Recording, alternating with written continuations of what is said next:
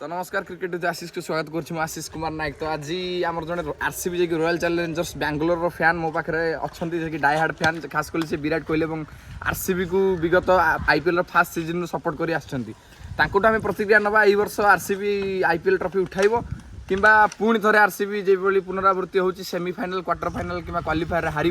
तो से विषय आम प्रतिक्रिया नवा मो पाखे अच्छा आर्या सेठी और सिलू सेठी। तो कौन कहे आरसीबी विषय पुणी यही सीजन रे गत वर्ष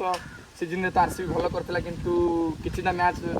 खेली पार नथिला तो कि नॉकआउट स्टेज रे आरसीबी हारी थिला। तो यही वर्ष कौन आपन टीम से भाया भाव में कमबैक करिवो जे कि कैमरन ग्रीन भी जने भल प्लेयर अच्छा भल ऑलराउंडर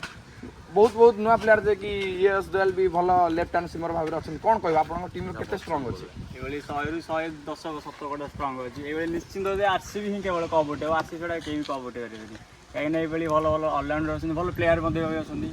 खास कर विराट कोहली भी भल फर्म भी चलती आम 16 वर्ष अपेक्षा करूँ ये वर्ष निश्चिंत कि आम सफलता करूँ अपेक्षार फल मिठा होता है ये वर्ष ही कप आमर। तो मुझे प्रतिक्रिया नौली आरसीबी को से सपोर्ट कर बहुत देखिए इमोशन रही आकाश चोप्रा गोटे डायलॉग फेमस होता जे आपन को जीवन रे लॉयल्टी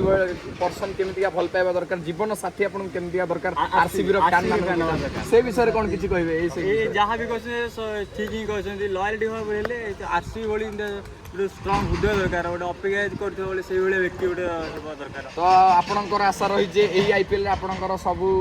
जेति आशा भरोसा सब एथरका पूरण हेबो एवं आरसीबी निश्चित यही प्रकार भाव में आईपीएल ट्रॉफी उठाइब खास करी डुप्लेसी आपणकर पुणी तो ये डुप्लेसी मैक्सवेल विराट कोहली तीन जन टीम बहुत डिपेंड करछि से विषय किछि कहबे कारण आम विगत दुईटा सीजन देखिलु तीन मुंडी उपर आरसीबी भरोसा करछि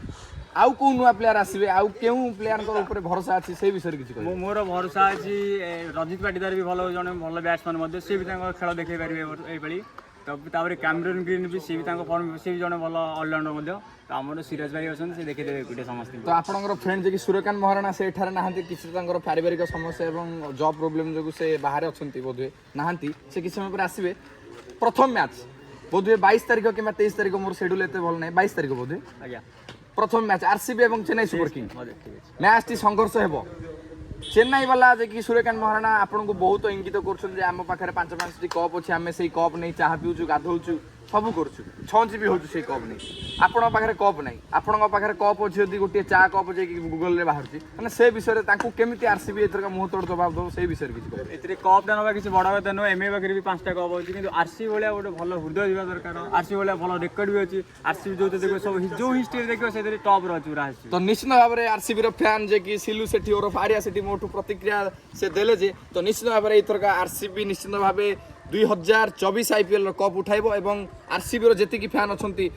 समस्त को निराशा करिवो नाही एवं हृदय आउ थे जमाट जगह बांधिबो एवं निश्चित भाव आरसीबी कप उठाइब एवं आम भगवान पाखे आशा करछु तो निश्चित भाव आरसीबी एथरा कप उठाइब। तो लाइक चैनल सब्सक्राइब करंतु क्रिकेट आशीष को एभली भाव में आमर आईपीएल वीडियो एवं मजा मजा फनीदार कमेंट सहित आमको सपोर्ट करंतु।